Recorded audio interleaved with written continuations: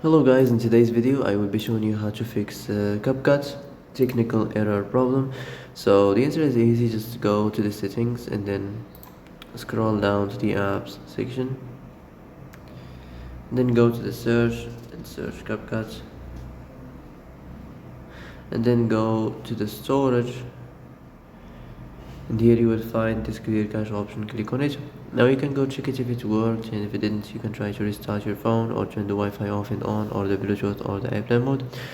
Also, you can try to clear data, but be careful. If you clear data, all this application's data will be deleted. This includes all files, the settings, the accounts, the databases, etc. So be careful if you want to clear your data. And that's it for today's video. I hope this is the answer you've been looking for. If you like this video, don't forget to like and subscribe, and see you in the next video. Thanks for watching.